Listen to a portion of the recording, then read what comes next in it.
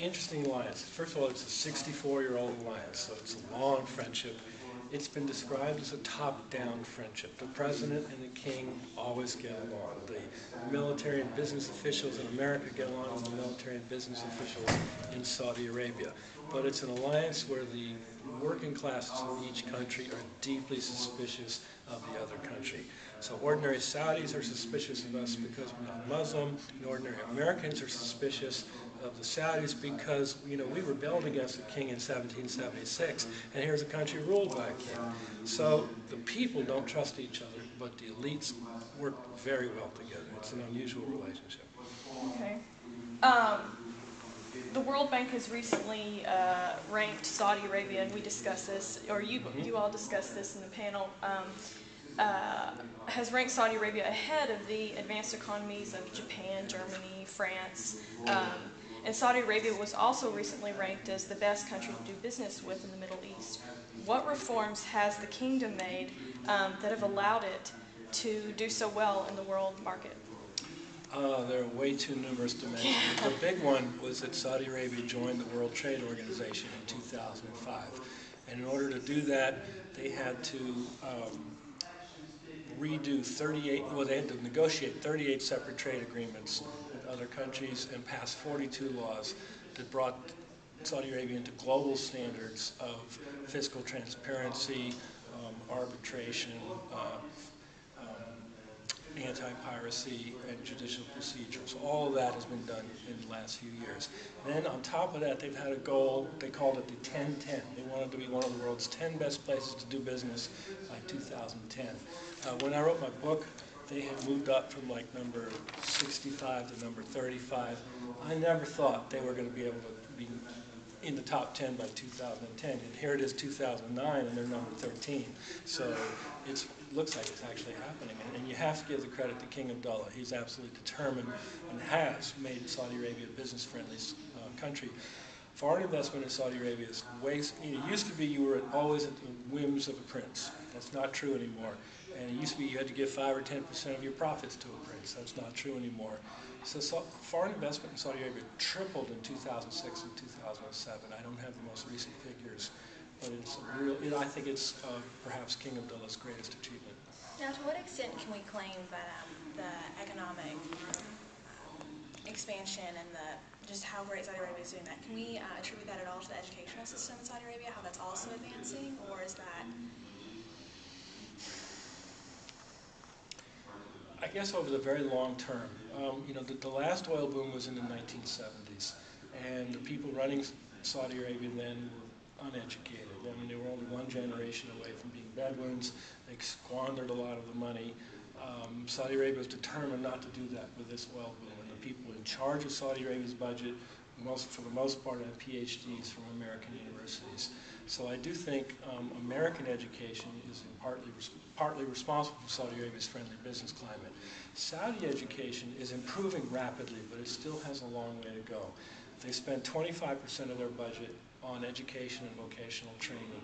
And to their great credit, even when the oil revenues have gone up, they have continued to spend 25% on education and vocational training. So the education and vocational budgets are massive in Saudi Arabia. At the same time, Saudi Arabia does not have a tradition of reading for pleasure or a tradition of free inquiry. So, the students tend to do their homework and then they watch TV or play video games. So, even though they've made great strides in Saudi education, I would never compare it to a European or an Asian education. So they're moving fast, but they have a long way to go. While we're on the issue of reforms, several years ago, we know that the kingdom had announced that it was going to allow a number of political reforms to take place, and mainly I was interested in women being elected in municipal councils. And do you think that in the upcoming elections, which are fairly soon, I think, do you think that women will be elected? Over the long term, perhaps. First of all, there's two issues. Women have been elected to the councils of the Chamber of Commerce, to the councils of engineers. They have not been elected to municipal councils because they still don't have a political vote yet. There were supposed to be municipal elections this year in 2009. It was widely expected that women were going to be able to vote. And then they postponed the municipal elections by 2 years. So it is still expected that women will get the vote in 2011. I suspect they won't be allowed to run for office in 2011, just to vote. But then the next time there's elections in 2015, I wouldn't be surprised if women are allowed to run for office. So if you can wait 6 years, you might see women on the municipal councils. And the municipal councils right now have very little power. They might have more power by the time women get to run for them. In fairness to Saudi Arabia, heartlands are always behind the coast. That is true everywhere. It's true in America, it's true in Russia and China. So Kuwait, Bahrain, Qatar, they've had women only voting for several years. I mean, women got to vote in most of those countries in the 1990s. So Saudi Arabia, like most heartlands, is a few years behind the coasts. So, you know, it sounds unbelievably backward to us that women can't vote in 2009, but by the standards of the Persian Gulf, they're only a few years behind the coasts there. Now, speaking of the differences between the two cultures, this might be a little bit elementary, but I think some of the people watching this might find this fascinating. What are some of the ways in which both of our cultures are kind of compatible?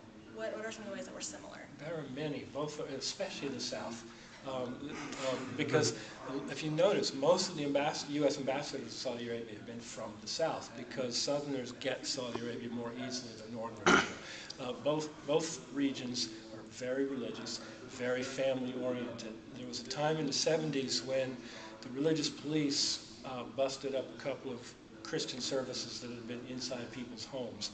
And John West, who was the former governor of South Carolina and Jimmy Carter's ambassador, who's no longer alive, he went to King Fahad. He said, you need to decide whether you want the foreigners working in Saudi Arabia to be God-fearing people or atheists. Because if you want God-fearing foreigners working in Saudi Arabia, they have to have their services inside their own homes. Otherwise, you're just going to have atheists working here. The king said, you have a great point, and he told the religious police, you know, lay off. And it was, I think, a Southern ambassador was able to make just the right argument that the king wanted to hear. I think a Northerner would have talked about human rights or something. So also the Saudis, like Southerners, can be sort of suspicious of outsiders, but once they get to know you, they're really long and loyal friends. So also though, well, actually again, in Saudi Arabia and the South, unlike other places, Saudis believe in the virgin birth and miracles and resurrection of Jesus. They don't believe he was the Son of God, but they believe everything else, because any miracle that Allah wants to perform, he can perform. So again, Saudis and Southerners have this in common. They believe in the virgin birth and miracles and resurrection of Jesus. I think there's quite a bit in common, actually. Yeah, I think there is too. That was really nice to relate it back to the South. Thank you. Do you feel that the success of the Saudi kingdom has affected the way the United States is pushing for democracy in the Middle East?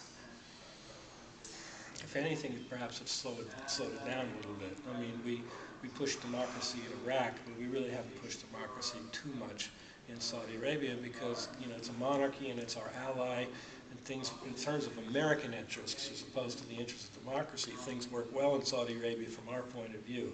So no, I don't think we've especially promoted democracy too much in Saudi Arabia. But, you know, we do speak up about it. And one Saudi said to me, in public, say nothing. In private, push. And I think there's a little bit of that goes on. Okay. You know, recently the UN pushed or proposed a climate pact where it called for substantial reductions in the use of fossil fuels. If Saudi Arabia was not to be reimbursed, how do you think the relationship with the United States would be impacted? I don't expect Saudi Arabia to be reimbursed. I think it's like ultra-liberal blacks asking for reparations for slavery. I mean, people ask for things knowing full well they're not going to get them. So I'm not quite sure why they're asking for that. The Saudis know that they have a 50 or 60-year time clock. No one knows exactly how long the oil will last or how long the world will need oil. But let's assume it's 50 or 60 years. So they've got this money coming in for 50 or 60 years. And at the end of that period, their people had better be able to compete in the modern world, or they're going to be in real trouble. Because if they have to go back to being Bedouins, the rest of the world's going to have no sympathy. They know that. That's why they do spend 25% of their budget on education and vocational training.